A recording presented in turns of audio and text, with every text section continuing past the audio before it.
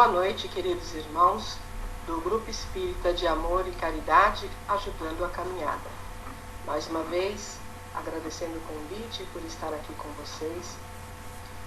Vamos, desta vez, ler o Evangelho segundo o Espiritismo, a introdução, o item 1. Objetivo desta obra. Podemos dividir as matérias contidas nos Evangelhos em 5 partes. 1. Os atos comuns da vida do Cristo.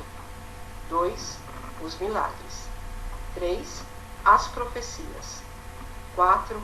As palavras que serviram para o estabelecimento dos dogmas da Igreja. 5. O ensino moral. Se as 4 primeiras partes têm sido objeto de discussões, a última permanece inatacável. Diante deste código divino, a própria incredulidade se curva. É o terreno em que todos os cultos podem encontrar-se. A bandeira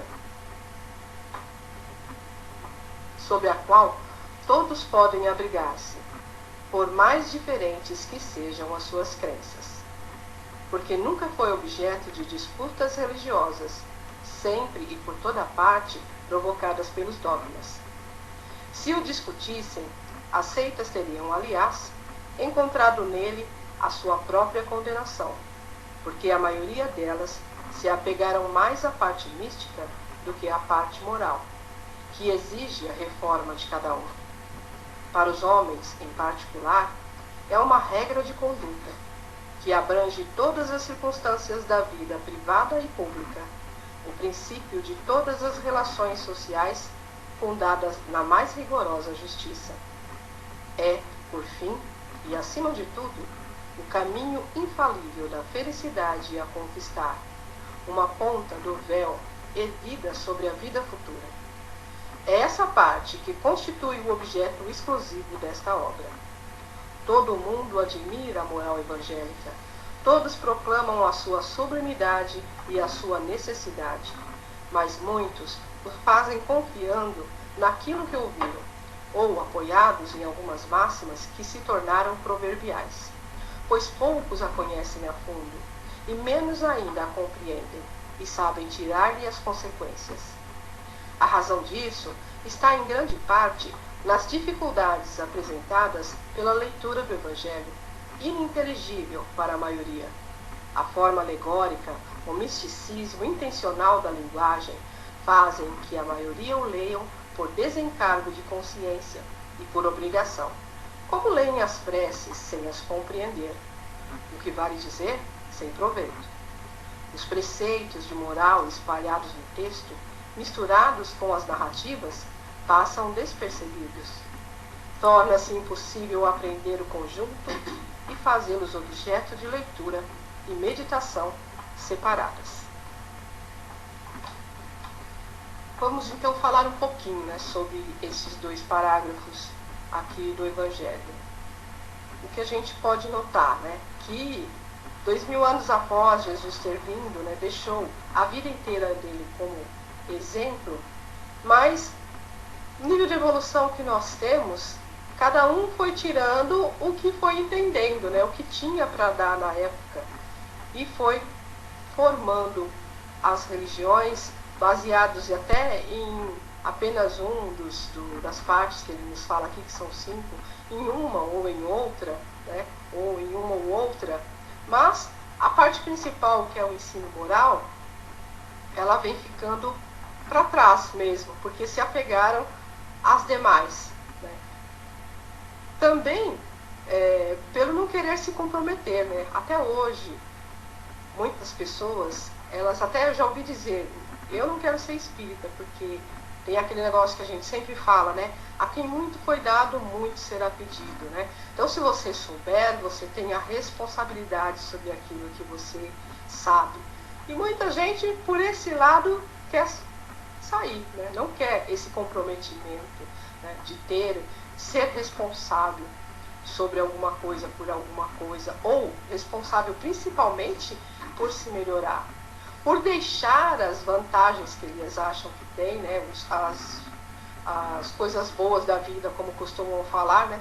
Porque se eles resolverem seguir a moral cristã, o que está no Evangelho, eles vão ter que deixar as coisas que eles gostam da vida. Mas a cada um o seu tempo, a cada um o seu momento, pois todos nós temos o livre-arbítrio. A gente sabe que tudo que foi colocado, nós temos a Bíblia e outros testamentos que foram feitos aí conforme as pessoas conseguiram, com o que tinham, né? Realmente não são muito fáceis de se entender a parte moral. Mas, 160 anos atrás, nós tivemos então o Consolador prometido por Jesus, a doutrina espírita, que eu costumo dizer nas minhas palestras que só falta desenhar, para a gente poder entender. Mais claro do que está no Evangelho e na codificação, não tem. É muito claro, é muito simples, porém, claro, difícil, porque a gente tem que realmente se comprometer. A gente tem que pegar o Evangelho, a parte moral, como norma de conduta. Jesus é o maior modelo que a gente tem na Terra. Ele é o modelo, é o tipo. O tipo que a gente precisa utilizar, é a forma de moral. Então, o espírito de maior moral que já desceu à Terra é Jesus. Então ele é o nosso exemplo, é o nosso guia, é o nosso tipo. É a esse tipo que nós devemos nos ajustar. Nesse exemplo de moral. E a doutrina espírita veio nos trazer isso de forma clara, de forma precisa, nos tirando o véu sobre quem nós somos, de onde a gente veio, onde nós estamos, para onde nós vamos, e nos dando o essencial para que a gente consiga, mesmo com dificuldade, mesmo com esforço, que é a esperança. A esperança na certeza de que todos nós um dia seremos felizes, pois assim Jesus o disse: nós nascemos para ser felizes. E encerrando essa leitura dessa noite, nós fazemos uma canção que é a prece ao Consolador.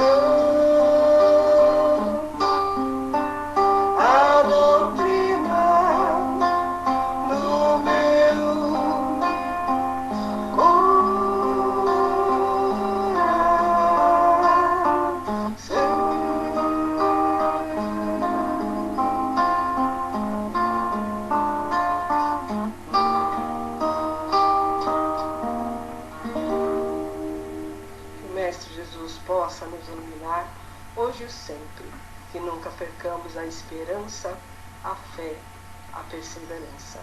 Boa noite, mais uma vez obrigada.